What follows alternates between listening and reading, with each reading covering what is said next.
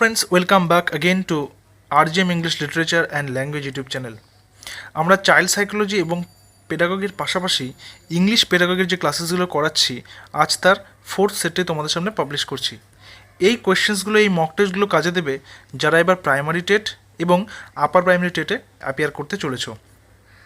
তোমরা যদি আমাদের চ্যানেলের চাইল্ড সাইকোলজি অ্যান্ড পেডাগোগির ক্লাসেসগুলো যেগুলো রোজ দুপুর 12টা থেকে হচ্ছে সেই ক্লাসেসগুলো না দেখে থাকো তাহলে নিচে আমাদের ডেসক্রিপশনে লিঙ্ক দেওয়া আছে, সেগুলো তোমরা অবশ্যই দেখে নিতে পারো। আমরা অলরেডি 17টি ক্লাস কিন্তু নিয়ে নিয়েছি, 17টা অনলাইন মক টেস্ট কিন্তু নিয়ে নিয়েছি এবং রোজ বেলা 12টা থেকে সেই ক্লাসেসগুলো আমাদের চ্যানেলে লাইভ হচ্ছে। আজকে ইংলিশ পেডাগোগি থেকে মক টেস্ট নাম্বার 4 তোমাদের সামনে আমি পাবলিশ করছি। এখানে কিছু তোমরা পেডাগোগির কোশ্চেন পাবে এবং কিছু পাবে comprehension type question. Comprehension type কোশ্চেনটা রেখেছি, কিছু কোশ্চেন্স রেখেছি, তার কারণ হচ্ছে কম্প্রিহেনশন থেকে কী রকমের কোয়েশ্চেন্স আসে সেই সমস্ত একটা ধারণা দেওয়ার জন্য, তবে তার সংখ্যা খুবই কম রেখেছি এবং পেডাগোগির কোশ্চেন্স কিন্তু বেশি রেখেছি তোমাদের যাতে প্রস্তুতি নিতে খুব বেশি সুবিধা হয় এবং পেডাগোগির কোশ্চেন যেন তোমরা খুব বেশি পরিমাণে সলভ করার সুযোগ পাও। তো শুরু করছি আজকের টেস্ট। দেখো প্রথম প্রশ্নে কি বলা হয়েছে। প্রথম প্রশ্নে বলা হয়েছে দ্য স্পোকেন ল্যাঙ্গুয়েজ কামস, যেটা স্পোকেন ল্যাঙ্গুয়েজ বা যেটা কথ্য ভাষা রয়েছে সেটা আসে আর্লিয়ার দ্যান রিটেন ল্যাঙ্গুয়েজ, অর্থাৎ লিখিত ভাষার আগে, আফটার রিটেন ল্যাঙ্গুয়েজ অর্থাৎ লিখিত ভাষার পরে। তারপরে অপশন নাম্বার সি কী বলেছে, earlier than the reading ability. Reading ability বলতে যে পড়ার যে ক্ষমতা, সে পড়ার ক্ষমতার আগে আসে। নান অফ দি অ্যাবাভ, ওপরের কোনোটিই নয়। তোমরা নিচে যে কমেন্ট দেখতে পাচ্ছ, লাইভ চ্যাট অপশানটা দেখতে পাচ্ছ, সেখানে তোমরা নিজেদের উত্তরটা জানাও। সঠিক উত্তর কী হবে এই প্রশ্নের? এই প্রশ্নের সঠিক উত্তর হবে option number A, earlier than written language. ঠিক আছে, লিখিত ভাষার আগে কিন্তু কথ্য ভাষা আসে। তারপর চলে আসি প্রশ্ন নাম্বার 2। প্রশ্ন নাম্বার 2-এ কী বলা হয়েছে একটু দেখে নিই। বলছে in remedial teaching the teachers approaches should B.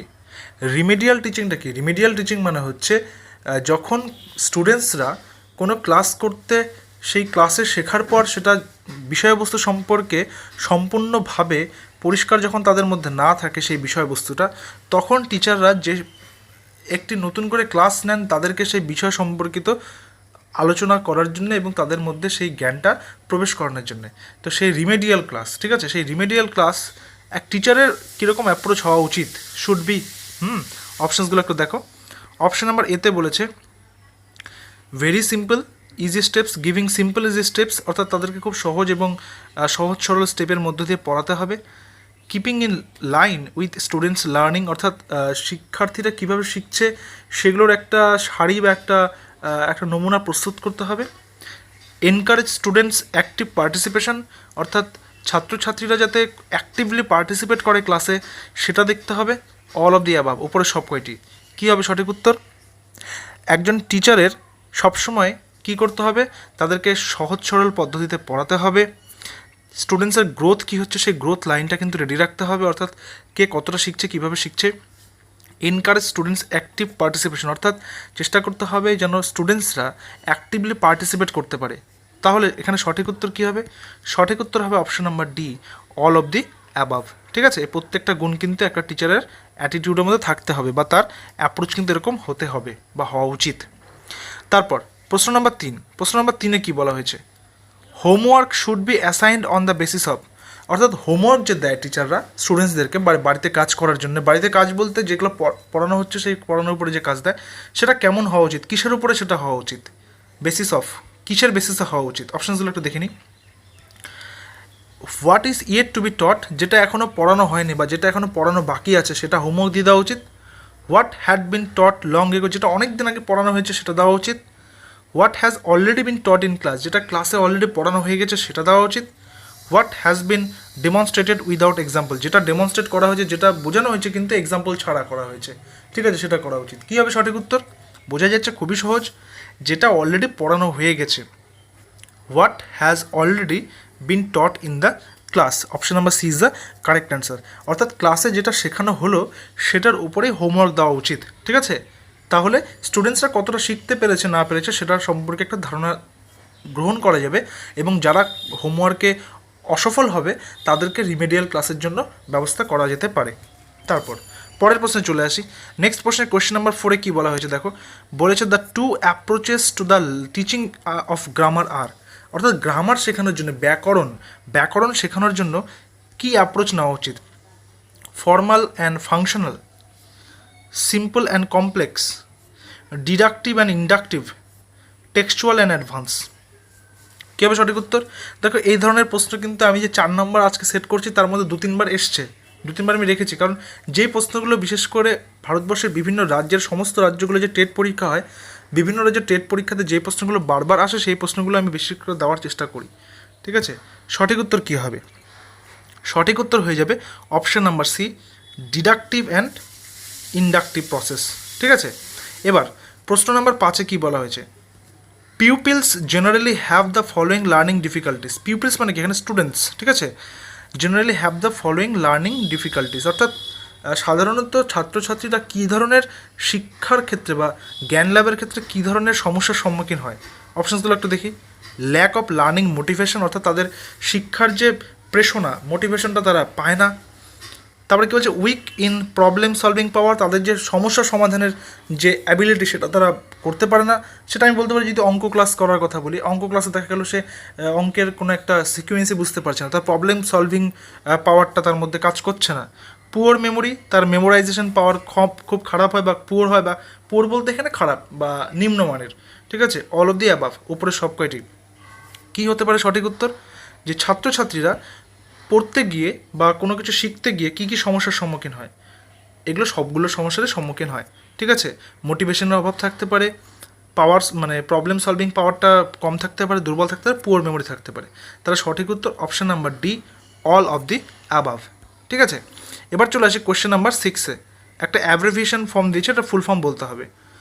RTP, আরটিপির ফুল ফর্মটা এখানে কী আছে তোমাদের সেটা বলতে হবে। অপশানসগুলো একটু দেখে নিই।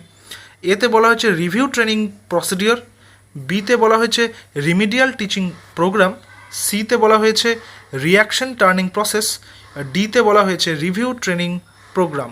কী হবে সঠিক উত্তর? আরটিপি।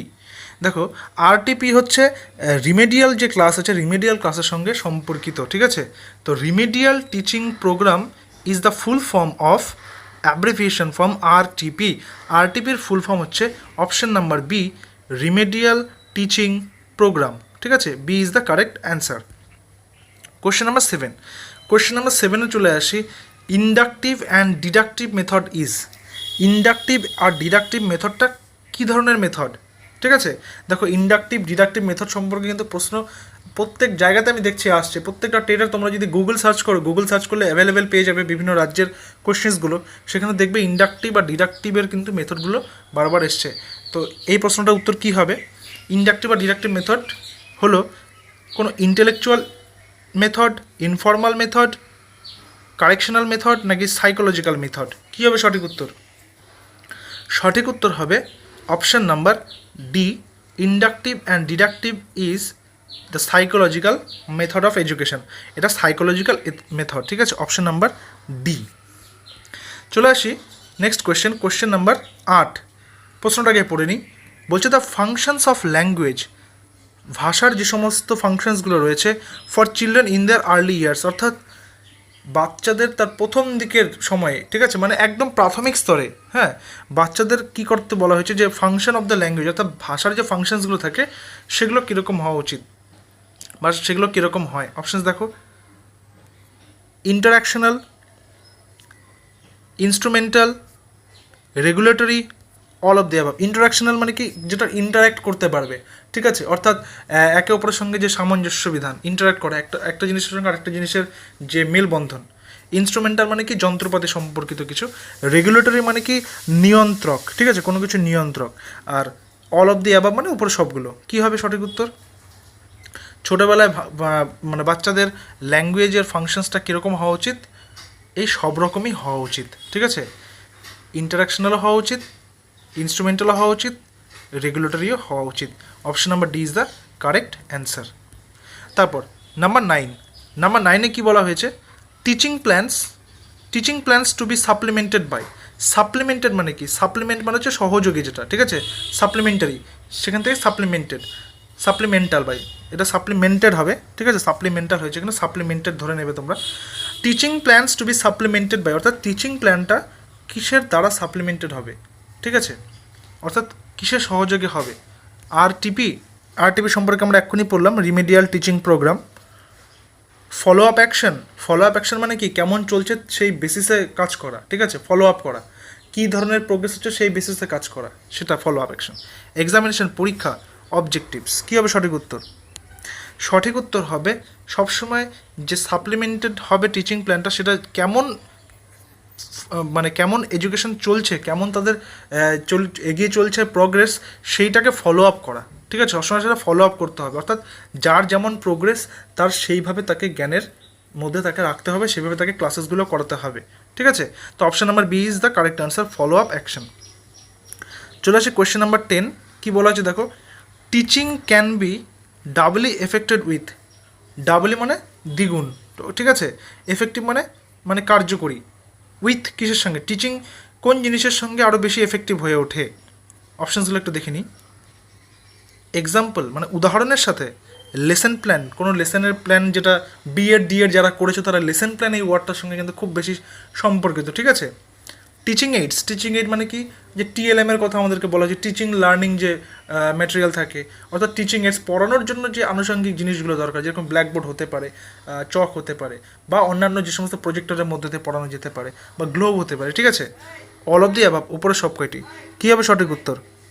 সঠিক উত্তর হবে option number D, all of the above. অর্থাৎ টিচিংটা মানে শিক্ষা পদ্ধতিটা অনেক বেশি এফেক্টিভ হবে কিসের সাহায্যে, এক্সাম্পলের মধ্যে দিয়ে পড়াশোনা করালে, লেসন প্ল্যানের মধ্যে দিয়ে, টিচিং এইডসের মধ্যে দিয়ে, ঠিক আছে। এবার আমরা চলে আসি 11 নম্বর প্রশ্নে। কোয়েশ্চেন নাম্বার 11টা একটু দেখো, কোয়েশ্চেন নাম্বার 11তে বলা হয়েছে একটা কন্ডিশন দেওয়া হয়েছে, ঠিক আছে, একটা কন্ডিশন একটু বুঝে নাও। When Roma, a student of class 9, class 9-এর একটা স্টুডেন্ট, নাম কি তার, রোমা, ইজ আক্স টু রিসাইট আ পোয়েম, তাকে বলা হলো তুমি একটা কবিতা আবৃত্তি করো, written by John Keats, John কিটসের লেখা একটা কবিতা তাকে আবৃত্তি করতে বলা হয়েছে। It helps the English teacher to test, এই যে রোমা যে একটা ইংলিশ কবিতা আবৃত্তি করছে সেটা দেখে ইংলিশ টিচার কি বুঝবেন, বা তার রোমাকে কবিতাটা পড়ানোর মধ্যে দিয়ে ইংলিশ টিচার রোমার কোন জিনিসটা টেস্ট করতে চাইছেন। অপশানগুলো একটু দেখে নিই। রোমার নলেজ অফ লিটারেচার, রোমার সাহিত্যে কতটা জ্ঞান রয়েছে সেটা। প্রফিসিয়েন্সি ইন স্পিকিং, অর্থাৎ তার কথা বলার কতটা দক্ষতা রয়েছে সেটা পরীক্ষা করছেন। প্রফিসিয়েন্সি ইন রিডিং, তার রিডিং পড়ার কতটা দক্ষতা রয়েছে সেটা তিনি পরীক্ষা করছেন। পাওয়ার অফ মেমোরাইজিং, নাকি তার মুখস্থ বিদ্যা কত রয়েছে সেটা তিনি লক্ষ্য করছেন। কী হবে সঠিক উত্তর? সঠিক উত্তর হবে option number B, proficiency of speaking, তার যে বলা অর্থাৎ কথা বলা উচ্চারণ, তার যে কথা বলার যে কতটা দক্ষতা রয়েছে, তার যে ফ্লুয়েন্সি কতটা রয়েছে সেটা তিনি দেখার জন্য কিন্তু টেস্টটা করছেন। তাহলে option number B is the correct answer. Option সিটা কিন্তু কারেক্ট নয়, তার রিডিং স্কিলটা দেখার জন্য কিন্তু তিনি এটা করছেন না। তারপর নাম্বার 12, নাম্বার 12-এ বলা হলো in English class teaching tactics are applied for making teaching more, অর্থাৎ ইংলিশ ক্লাসে টিচিং যে ট্যাকটিক্সগুলো ইউজ করা হয়ে থাকে বা যেগুলো অ্যাপ্লাই করা হয়ে থাকে সেগুলো টিচিংটাকে কী করার জন্য, অর্থাৎ দেখো যেহেতু পশ্চিমবঙ্গ তথা ভারতবর্ষের মাতৃভাষা, ভারতবর্ষের কোনো নির্দিষ্ট মাতৃভাষা নেই, সবার প্রথমে বিভিন্ন রাজ্যে বিভিন্ন মাতৃভাষা রয়েছে, অর্থাৎ ইংলিশটা এখানে সেকেন্ড বা থার্ড ল্যাঙ্গুয়েজ হিসেবে পড়ানো হয়ে থাকে। তাই ইংলিশ ক্লাসে ইংরেজিটা বাচ্চাদের শেখানোর জন্য কিন্তু অনেক বেশি ট্যাকটিক্সের ইউজ করতে হয়। কী জন্য করতে হয় সেটা, ঠিক আছে। তো টিচিং মোর এফেক্টিভ, খুব বেশি প্রভাবিত করার জন্য, মানে খুব বেশি যাতে সেই ট্যাকটিক ইউজ করলে যাতে সেটা খুব সুন্দরভাবে বাচ্চারা শিখতে পারে, সেটা ইন্টারেস্টিং করার জন্য, ক্ল্যারিফাইড করার জন্য, মানে পরিষ্কার করার জন্যে, খুব ক্লিয়ারলি সেটাকে বোঝানোর জন্যে। অল অফ দি অ্যাবাভ, উপরের সব কয়টি। কী হবে সঠিক উত্তর? অর্থাৎ মানে ভারতবর্ষে বিশেষ করে ইংরেজিটা শেখানোর জন্য যে সমস্ত ট্যাকটিকগুলো ইউজ করা হয় সেগুলো কী জন্য ইউজ করা হয়, যাতে সেই শেখানোটা এফেক্টিভ হয়, ইন্টারেস্টিং হয় এবং ক্ল্যারিফাইড হয়, এবং বাচ্চারা যাতে খুব সহজে সেটা শিখতে পারে। তাহলে option number D is the correct answer. তারপর নাম্বার 13, নাম্বার 13-এ কী বলা হয়েছে, বলা হচ্ছে the term remedial coaching, remedial coaching ঠিক আছে। The term remedial coaching is used for the remedy of, remedial কোচিংটা কিসের রিমেডি, এটা তোমাদের হোমওয়ার্ক থাকলো, এটা তোমরা করবে অ্যান্সার, ঠিক আছে। এটা আমি রিপ্লাই করে দেবো সবাইকে, ওকে।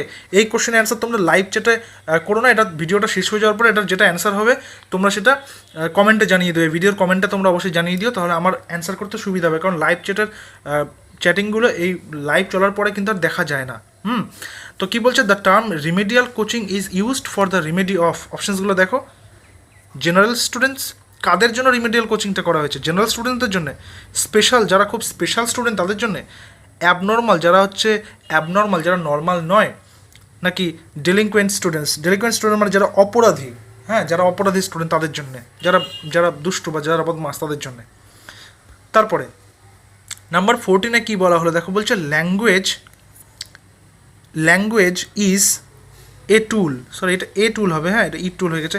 Language is a tool of, ল্যাঙ্গুয়েজটা কিসের টুল বা কিসের যন্ত্র বা কিসের অংশ বলা যেতে পারে, কি শেখার টুলস আমরা কীভাবে ইউজ করি কোনো কিছুকে তৈরি করার জন্য, তাই তো, বা কোনো কিছুকে সারিয়ে তোলার জন্য। তো ল্যাঙ্গুয়েজটা কোন জিনিসটাকে ঠিকঠাক করার জন্য ব্যবহৃত হয়, অপশানসগুলো একটু দেখি।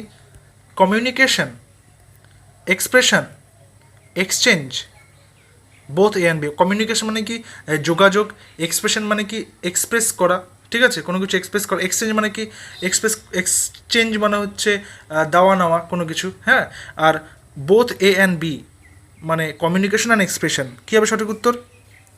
সঠিক উত্তর হবে option number D, both A and B, অর্থাৎ কমিউনিকেশনের জন্য ব্যবহার করা হয় এবং এক্সপ্রেশনের জন্য ব্যবহার করা হয়। অর্থাৎ তুমি যখন কারোর সাথে কথা বলছো, কমিউনিকেট করছো, তখন তোমার ল্যাঙ্গুয়েজ দরকার এবং তোমার হার্টি থটকে পরিষ্কারভাবে তুলে ধরার জন্য, এক্সপ্রেস করার জন্য কিন্তু ল্যাঙ্গুয়েজ দরকার, ঠিক আছে। তারপর নাম্বার 15 বলা হলো which of the following skills are receptive skills, এইখানে কোন স্কিলগুলো হচ্ছে রিসেপটিভ স্কিলসের মধ্যে পড়ে, অপশানসগুলো একটু দেখে নিই। Reading skill, writing skill, listening skill, listening and reading skill. তোমরা অ্যান্সার করতে থাকো, কী হবে সঠিক উত্তর? রিসেপটিভ স্কিল হলো option number D, listening and reading. Listening আর রিডিং হচ্ছে রিসেপটিভ স্কিলস, ঠিক আছে। দেখো আমরা খুব শীঘ্রই কিন্তু কম্প্রিহেনশনে ঢুকবো, সেখানে একটি খুবই অসাধারণ একটি কবিতা কম বেশি তোমাদের সকলেরই পড়া রয়েছে আশা করি, তো একসময় আমাদের সকলের সিলেবাসে সেটা ছিল, ঠিক আছে। তারপরে দেখো নাম্বার 16-এ কী বলা হলো, নাম্বার 16-এ বলা হলো what is the purpose of using the text book in the class, অর্থাৎ ক্লাসে টেক্সট বুক ব্যবহার করার পারপাসটা কী, অর্থাৎ ক্লাসে যে টেক্সট বুক ব্যবহার করবেন শিক্ষক শিক্ষিকা কী উদ্দেশ্যে তিনি সেটা ব্যবহার করবেন। Developing the reading skill, developing the reading skill, developing the listening skill, reading for pleasure, reading for comprehension, অর্থাৎ পড়ার যে স্কিল রয়েছে সেটা ডেভেলপ করার জন্য টেক্সট বুক ব্যবহার করবেন। শোনার স্কিল, যেটা শোনা রয়েছে, শোনা অর্থাৎ কানে শোনার কথা বলছে, শোনার যে স্কিলস রয়েছে সেটা ডেভেলপ করার জন্য করবেন। আনন্দের জন্য পড়বেন নাকি কম্প্রিহেনশন টেক্সট থেকে অ্যান্সার করার জন্য তিনি করবেন? কী হবে সঠিক উত্তর? সঠিক উত্তর হবে অপশন নাম্বার এ, টেক্সট বুকটা ব্যবহার করা যেতে পারে রিডিং স্কিলটাকে ডেভেলপ করার জন্যে। Option number A is the correct answer, ঠিক আছে, option number A, developing skill. তারপর নাম্বার 17-এ চলে আসে, কী বলেছে, which of the following is not a stage of learning. এই যে চারটা এখানে অপশানস দেওয়া হয়েছে এর মধ্যে কোনটা লার্নিংয়ের স্টেজ নয়, অর্থাৎ শিখনের স্টেজ নয়। বিএড করতে গিয়ে শিক্ষক, শিক্ষণ এই সমস্ত টার্মগুলোর সঙ্গে তোমরা পরিচিত, ঠিক আছে।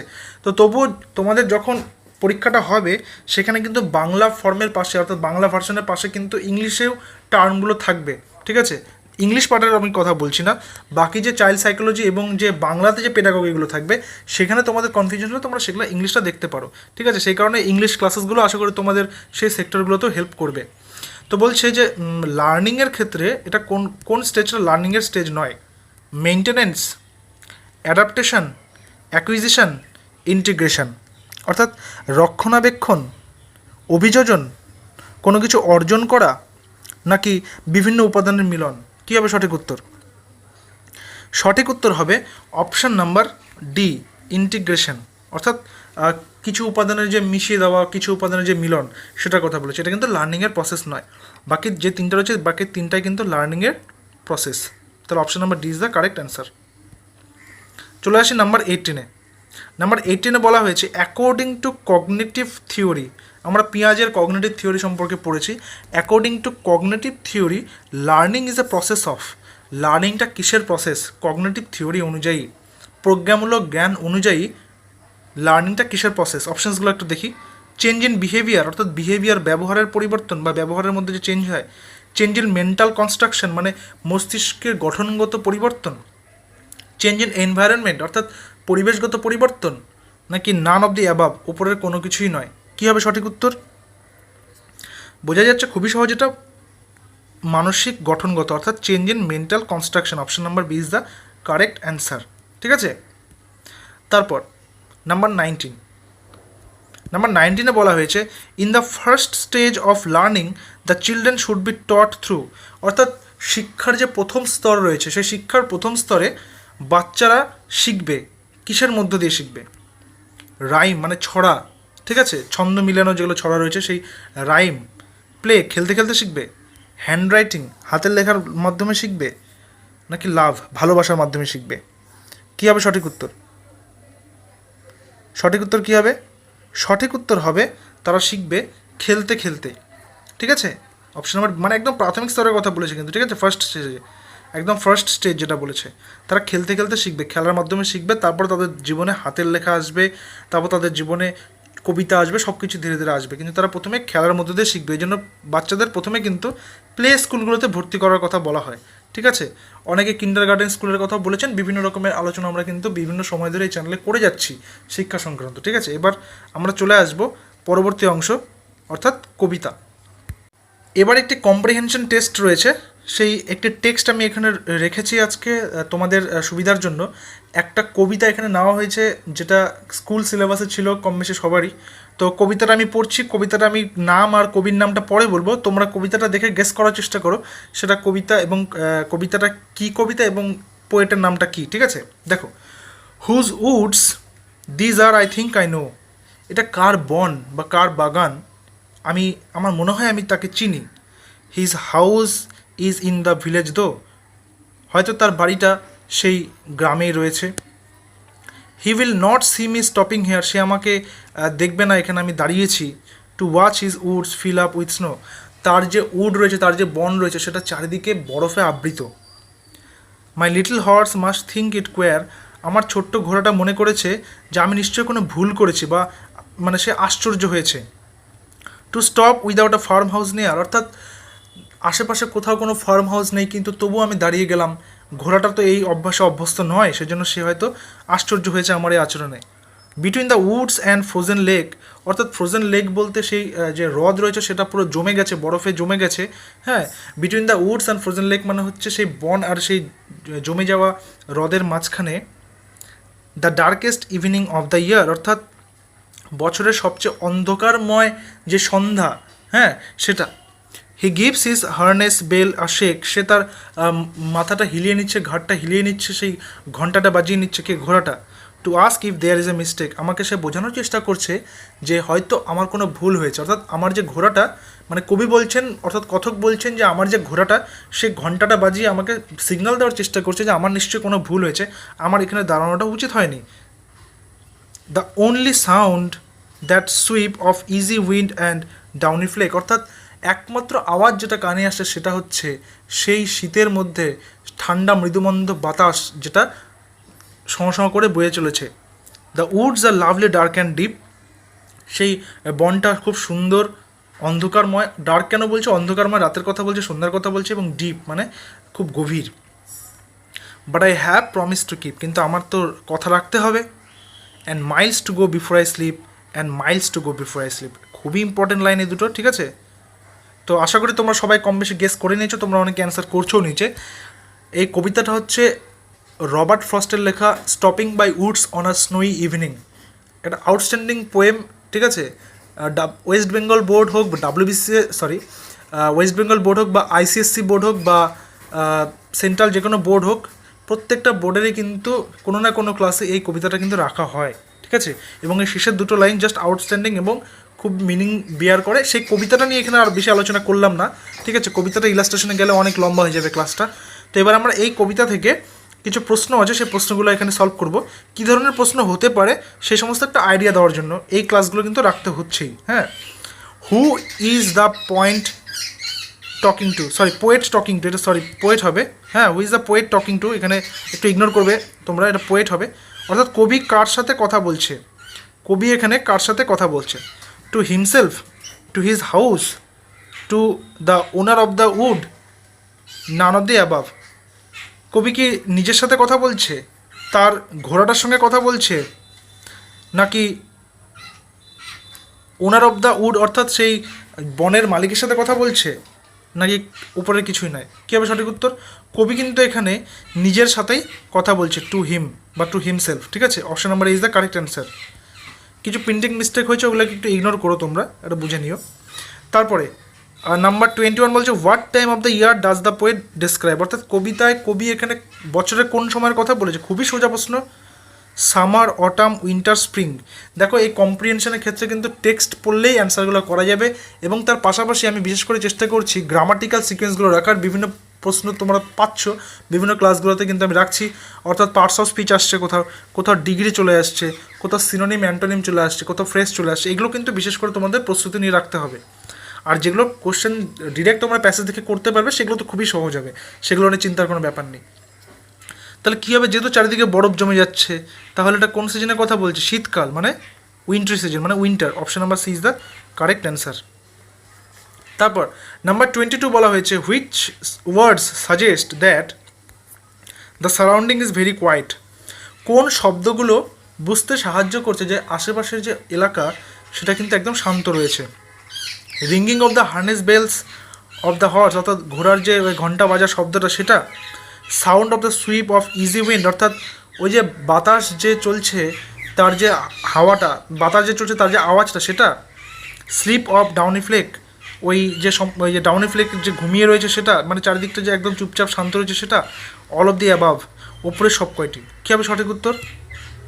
সঠিক উত্তর হবে অপশন নাম্বার ডি, ওপরের সব কয়টি। অর্থাৎ সব কিছুই যখন শোনা যাচ্ছে চারিদিকে, অন্য কোনো আওয়াজ বাদ দিয়ে ঘোড়ার আওয়াজটাও শোনা যাচ্ছে, অর্থাৎ ছোটো ছোটো যেগুলো আওয়াজ সেগুলো প্রত্যেকটা যখন কানে আসছে, ঠিক আছে, সেই প্রত্যেকটা জিনিসই কিন্তু বলে দিচ্ছে যে চারিপাশের পরিবেশটা, চারিপাশের অবস্থাটা কিন্তু একদমই খুবই নিশ্চুপ হয়ে গেছে, সেখানে কোথাও কোনো সাউন্ড নেই, কোথাও কোনো আওয়াজ নেই।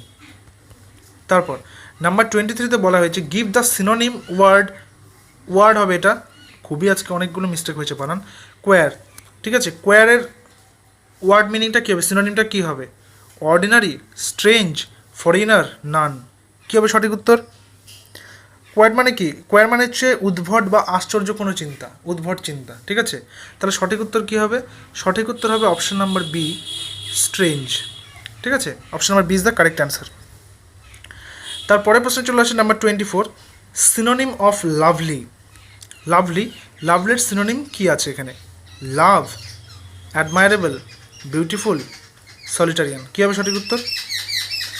সঠিক উত্তর হবে অপশন নাম্বার সি, বিউটিফুল। ঠিক আছে, তো আজকে আর বেশি কোশ্চেন রাখিনি, আজকে এই পর্যন্তই। ক্লাসেসগুলো কেমন চলছে, কেমন হচ্ছে তোমরা সেটা নিজে জানিও, এবং নেক্সট ক্লাসে আবার দেখা হচ্ছে, আবারও এরকম কিছু প্রশ্ন নিয়ে আসবো। এবং তোমাদের জন্য বলে রাখি, recently RGM English literature and language YouTube চ্যানেলে আমি একটু পোল করেছিলাম, যেখানে আমি বলেছিলাম যে তোমাদের এই ক্লাসেসগুলোর পাশাপাশি যে সোশ্যাল স্টাডিজটা আগে শুরু করবো নাকি জেনারেল সায়েন্সটা। তো বেশিরভাগ ভোটস যেহেতু সোশ্যাল স্টাডিজের জন্য এসছে, তো আগামী সোমবার থেকে সোশ্যাল স্টাডিজের রেগুলার তোমরা ক্লাস পাবে সকাল 9টা কি 9:30, সেই টাইমটা আমি বলে দেবো। সোশ্যাল স্টাডিজটা কমপ্লিট করেই কিন্তু জেনারেল সায়েন্সে ঢুকবো, এবং বাংলা ক্লাসও তোমরা রিসেন্টলি পেতে শুরু করবে, কারণ আমরা অলরেডি চাইল্ড সাইকোলজি 17টা ক্লাস করিয়ে নিয়েছি। চাইল্ড সাইকোলজিটা আমরা আর কয়েকটা ক্লাস করে আপাতত বন্ধ রেখে বাংলাটা ধরবো, তারপর আবার সুবিধা মতো এটাকে স্কিপ করবো। ঠিক আছে, তোমরা রেগুলার 3টা করে ক্লাস পাচ্ছ নেক্সট উইক থেকে। যারা নতুন তারা চ্যানেলটা সাবস্ক্রাইব করে রাখে, এবং তোমরা প্লিজ বন্ধুদের সঙ্গে একটু এটা চ্যানেলটা শেয়ার করো এবং তাদেরকে সাবস্ক্রাইব করে সঙ্গে থাকতে বলো। দেখা হচ্ছে পরবর্তী ভিডিওতে। Till then stay connected with RGM English literature and language. Thank you very much.